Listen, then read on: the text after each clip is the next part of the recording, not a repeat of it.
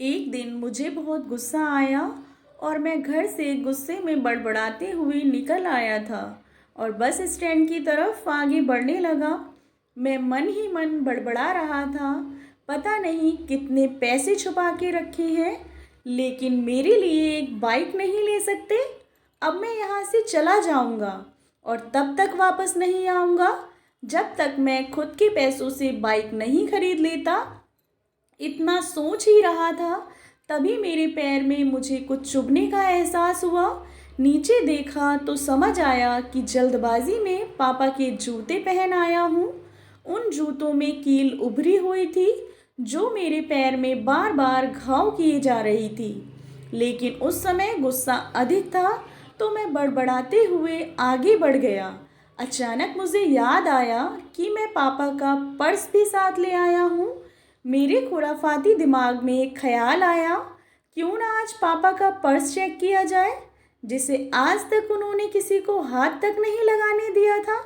पता नहीं कौन सा खजाना छुपा है इस पर्स में, जो किसी को हाथ नहीं लगाने देते थे।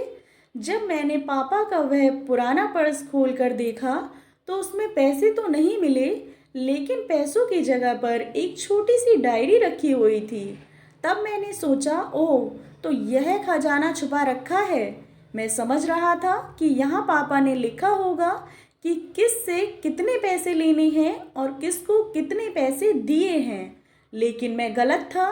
जब मैंने उस छोटी सी डायरी का पहला पेज खोलकर देखा तो वहाँ पर जो लिखा था वह थोड़ा सीरियस कर देने वाला था। डायरी में जो लिखा था उसे पढ़ने के बाद मेरे चेहरे पर जो एक्सप्रेशन थे वह गायब हो चुके थे, क्योंकि डायरी में वैसा कुछ नहीं था जैसा मैं सोच रहा था।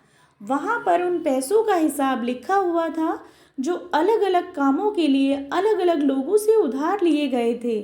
उस लिस्ट में कंप्यूटर के नाम पर भी पैसे लिए गए थे। कुछ यूँ लिखा था, 50,000 बेटे के कंप्यूटर के लिए।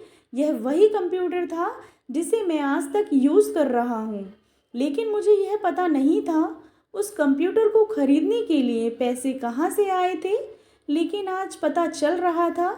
मुझे आज भी याद है जब मैंने पहली बार कैमरे के लिए ज़िद की थी, जो मेरे पापा ने मुझे 2 हफ्ते बाद मेरे बर्थडे पर ला कर दिया था, जिसे देखकर मैं बहुत खुश हुआ था। और मुझे खुश देखकर मुझसे कहीं ज़्यादा अगर कोई खुश था तो वह थे पापा। अब मेरे चेहरे से गुस्सा एकदम गायब हो चुका था। जब मैंने आगे का पन्ना पलटा तो वहाँ पर कुछ इच्छाएं लिखी हुई थी। पहली जो इच्छा थी उसमें जो लिखा हुआ था, अच्छे जूते पहनना। यह बात मेरी कुछ समझ नहीं आई।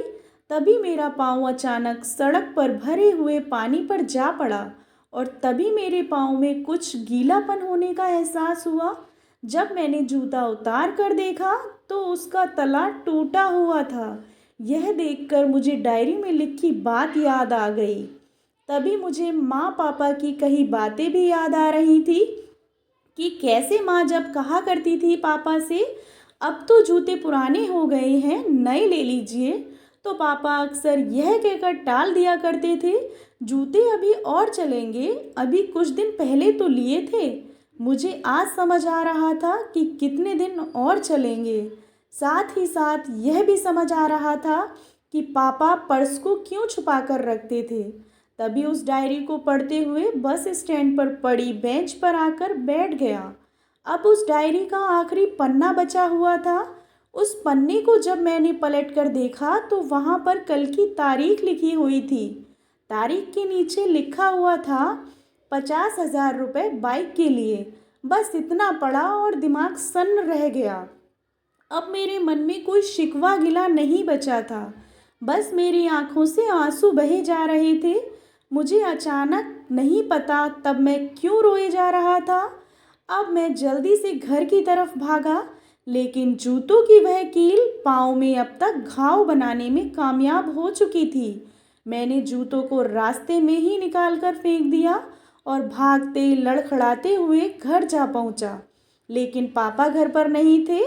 मैं समझ गया वह कहाँ थे। मैं सीधा पास वाली बाइक एजेंसी की तरफ भागा। पता नहीं आज कहाँ से इतनी ताकत आ गई थी कि मैं भागते हुए थक नहीं रहा था और वह भी बिना जूतों के नंगे पैर। जैसे तैसे मैं बाइक एजेंसी पर पहुंचा। पापा वहीं थे। मैंने पापा को दौड़कर गले लगा लिया और मेरी आंखों से आंसू रुकने का नाम ही नहीं ले रहे थे। पापा समझ नहीं पा रहे थे आखिर हो क्या रहा है, मैं क्यों रो रहा हूँ। मैंने पापा से कहा, पापा मुझे मोटरसाइकिल नहीं चाहिए, आप अपने लिए जूते ले लीजिए। अब आज से मैं जो भी करूँगा अपनी मेहनत से अपने बलबूते पर पढ़कर करूँगा। दोस्तों, हम अक्सर देखते हैं कि हम अपनी माँ से हर बात शेयर करते हैं और माँ भी इसके बदले में हमें बहुत प्यार देती है। लेकिन एक शख्स ऐसा भी होता है जो हमें छुप कर प्यार करता है। वह होते हैं हमारे पिता, जो अपने बच्चों से उन्हें बिना जताए छिप कर प्यार करते हैं और खुद की इच्छाओं को मार कर बच्चों के लिए सपने देखते हैं और उनकी खुशी में ही खुश हो जाते हैं। इसलिए माता पिता की भावनाओं का सम्मान करें। आशा करती हूँ आपको कहानी पसंद आई होगी। कहानी अच्छी लगी हो तो चैनल को सब्सक्राइब करें और कहानी को लाइक एंड शेयर करें। कहानी सुनने के लिए आप लोगों का बहुत बहुत धन्यवाद।